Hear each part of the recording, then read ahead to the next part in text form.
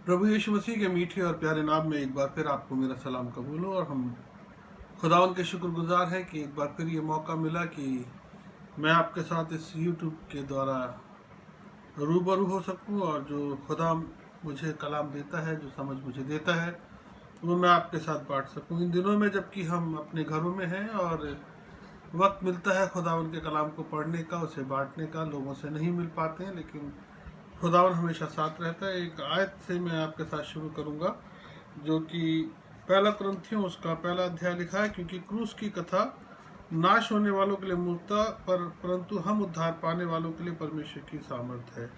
खुदावन अपने इस कलाम पर आशीष दे। आइए हम प्रार्थना करें। पिता परमेश्वर, मैं आपका धन्यवाद करता हूँ आपकी तमाम आशीष और बरकतों के लिए, आज की इस सुंदर दिन के लिए प्रभु परमेश्वर, जो आपने हमारे जीवन में दिया, और साथ ही साथ खुदावन इस कलाम के लिए। ये कलाम आपका है खुदावन, इसके भेदों को आप ही हम पे जाहिर करते हैं। होने दे मैं अपने आप से कुछ ना बोलूं, बल्कि तू मुझ में हो कि हम सब से बात कर खुदावन, और ये कलाम हम सबों के लिए एक आशीष का कारण ठहरे। खुदावन यीशु मसीह के नाम से आमीन। मेरे अजीजों, जैसे कि हम जानते हैं कि इन दिनों में हम इन 40 दिनों में होकर गुजर रहे हैं, और ये एक ऐसा पीरियड है जिसमें हम अपने घर से बाहर नहीं जा सकते, कहीं प्रार्थनाएं नहीं कर सकते। लेकिन परमेश्वर का धन्यवाद है कि आज परमेश्वर इस टेक्नोलॉजी के द्वारा हम एवरी संडे को अपनी दुआ कर पाते हैं, ऑनलाइन प्रेयर कर पाते हैं, स्काइप के द्वारा एक दूसरे से मिल पाते हैं, एक दूसरे से वीडियो कॉल के द्वारा बात कर पाते हैं, एक दूसरे को समझा पाते हैं, सिखा पाते हैं। और ये एक माध्यम है जिसके द्वारा हम वचन में बात करते हैं। जैसे कि हम जानते हैं कि खुदावंद यीशु मसीह की ये क्रूस है, ये मसीह जीवन की एक सबसे इम्पॉर्टेंट चीज़ है। पौलुस कहता है कि मैं खुदावंद के लिए क्रूस पर चढ़ाया गया, और अब मैं खुदावंद के लिए जिंदा हूँ। और ये बहुत इम्पॉर्टेंट बात है मसीह जीवन के लिए, और ये इन दिनों के लिए भी सबसे ज़्यादा इम्पॉर्टेंट है। क्योंकि अगर हम अब तक क्रूस को नहीं समझे हैं और उसकी कुर्बानी को नहीं समझे हैं, तो हम कई बार डरते हैं, घबराते हैं। क्योंकि क्रूस की कथा, जैसे मैंने से बोला भी लिखा है कि वो नाश होने वालों के लिए तो मूर्खता है, लेकिन हमारे लिए एक सामर्थ है। ये वो सामर्थ है जो हमें ताकत देती है, ये वो सामर्थ है जो हमारे को आशीष देती है। और सबसे बड़ी बात, इस क्रूस के द्वारा हमारा प्रभु यीशु मसीह जो है वो हमारा एक बिचौलिया बनता है, एक हमारा मध्यस्थ बनता है। जैसे कि इब्रानी किताब में लिखा है कि परमेश्वर के साथ, परमेश्वर के बीच में, हमारे बीच में एक मध्यस्थ है, वह है यीशु मसीह। उस यीशु मसीह की कड़ी के द्वारा हम परमेश्वर के साथ होते हैं। और जबकि हम जानते हैं कि हम इंसान जो गुनहगार थे, हमने पाप किया था और हम पापी थे, लेकिन खुदावन का कलाम हमें खुदावन यीशु मसीह के अनुग्रह के द्वारा आशीष देता है और अनंत जीवन का वायदा भी देता है।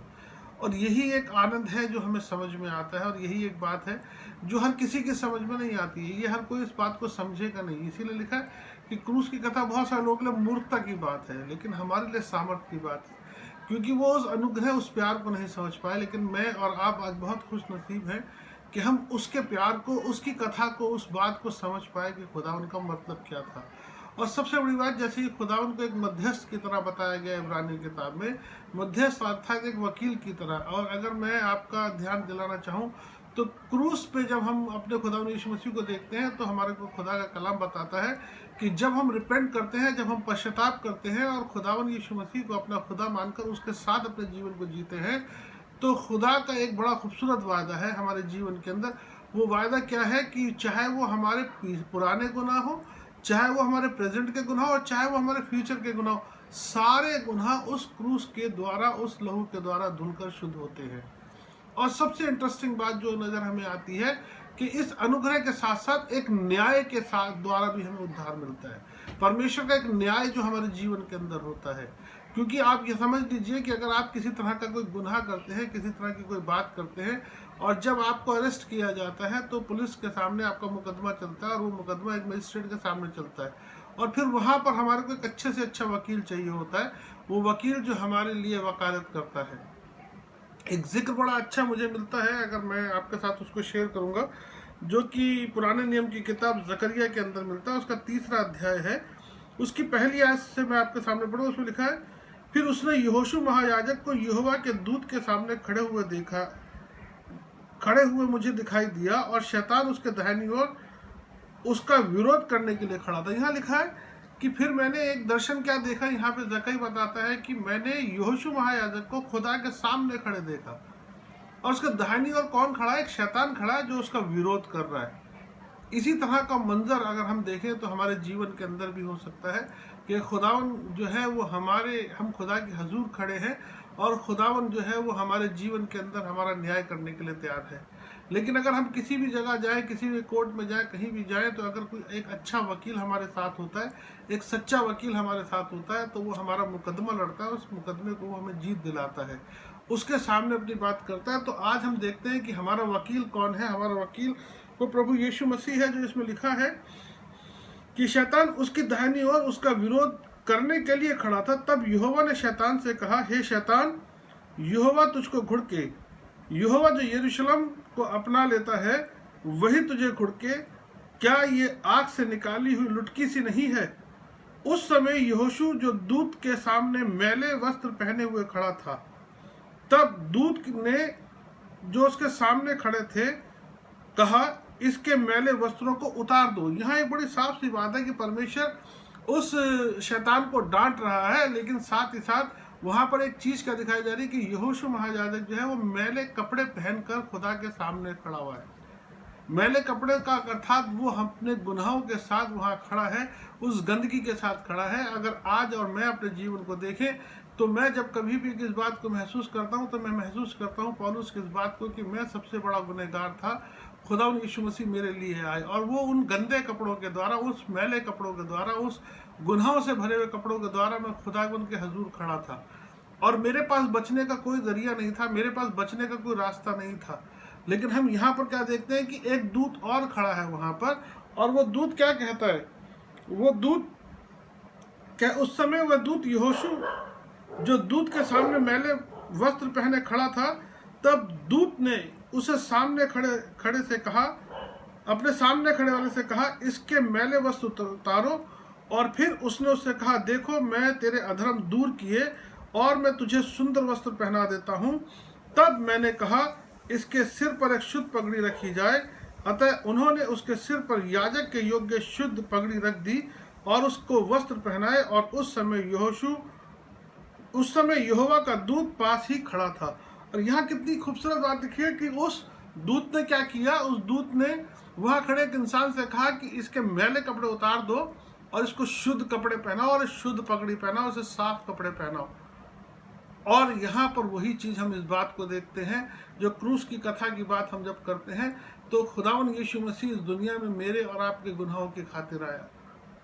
बाइबल में बहुत साफ शब्दों में लिखा है, प्रकाशित वाक्य के 7 अध्याय में पढ़ते हैं तो यूहन्ना कहता है, खुदावन ये इतनी बड़ी भीड़ कौन है जो होशन्ना के नारे लगाती है?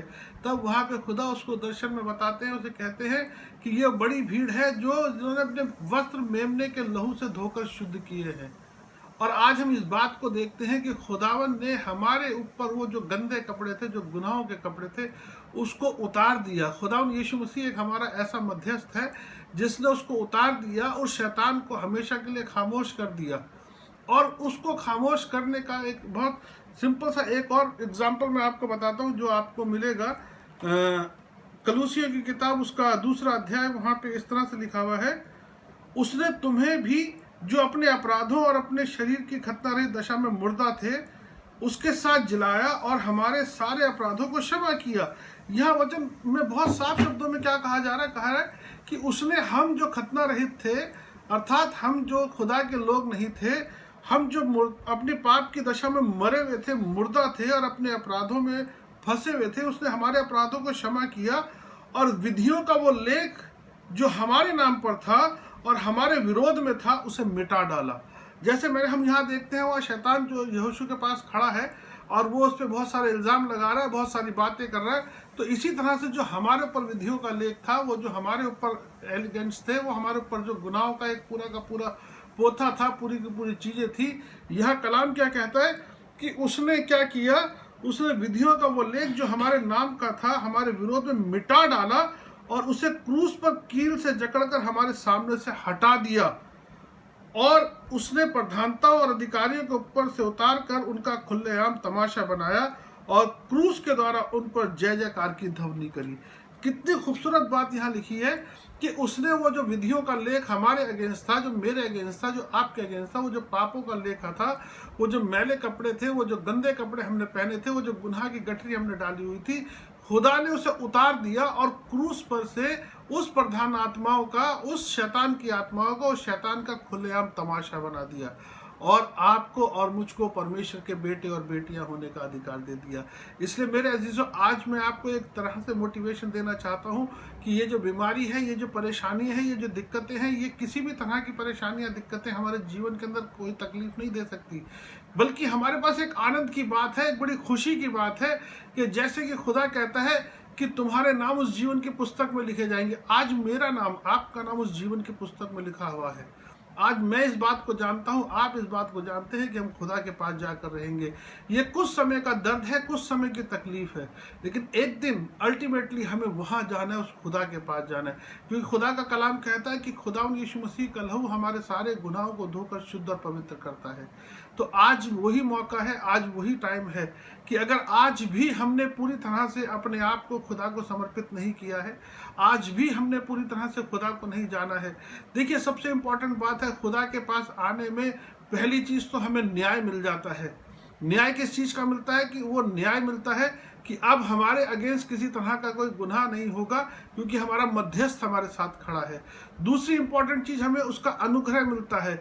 उस अनुग्रह के अलावा, जिसके लायक मैं नहीं था, हम अगर देखें तो मेरी औकात कुछ नहीं है, मैं कुछ भी नहीं हूं, मैं अपने गुनाहों में फंसा हुआ था, गलदल में दबा हुआ था, लेकिन उसने मुझे, भजन संहिता के अंदर बहुत साफ शब्दों में राजा दाऊद कहता है कि उसने मुझे गहरे गड्ढे से खींच कर निकाला और चट्टान पर खड़ा किया। उसने मुझको उस गुनाहों की दलदल से निकाल कर खड़ा किया है। दूसरी इंपॉर्टेंट चीज जो वो हमारे जीवन में है, पहला उसने हमारे जीवन में न्याय किया, दूसरा उसने हमारे जीवन के अंदर अनुग्रह दिया। लिखा है अनुग्रह के द्वारा हमारा उद्धार हुआ, और आज हम खुदावंद यीशु मसीह के साथ हैं। और तीसरी इंपॉर्टेंट चीज वो शांति है, वो जो देना चाहता है, जिसने उस शांति की बात की है। तो वो शांति हमारे जीवन में कब बनती है? जब हम अपने जीवन को खुदा को दे देते हैं, पूरी तरह से अपने आप को समर्पित कर देते हैं, 100% से हम अपने आप को, अपने अच्छे बुरे सारी चीज़ों को खुदावन की हजूर उंडेल देते हैं, अपने हृदय को पूरी तरह से उंडेल देते हैं। तब खुदावन का वो इत्मीनान हमारे जीवन के अंदर आता है और हम उसकी संतान, उसके हमेशा की ज़िंदगी के वारिस बनते हैं। आज भी वो समय है कि अगर मैंने पूरी तरह से अपने खुदावन को नहीं दिया है, उसका जांचने का एक ही तरीका, अगर मैं पूरी तरह से इत्मीनान में नहीं हूँ, मेरे जीवन में पूरी तरह से शांति नहीं है, मेरे जीवन में अगर किसी तरह का डर है, तो कहीं ना कहीं मैंने पूरी तरह से अपने आप को खुदा को समर्पित नहीं किया है। आज वो समय है कि एक बार फिर हम अपने आप को खुदावन को समर्पित करें, अपने आप को पूरी तरह से उसके ऊपर आधारित हो जाए, ताकि हम उस शांति को, उस अनंत जीवन को पा सकें। आइए हम प्रार्थना करें, अपनी आंखों को बंद करें, खुदावन के हजूर चलें और अपने दिल से इस बात को कहें, हाँ खुदावन, मैं इस बात को जानता हूँ, मैं इस बात को मानता हूँ कि तू ही एक ऐसा खुदा है जो मेरे सारे गुनाहों को लेकर क्रूस पे चढ़ गया।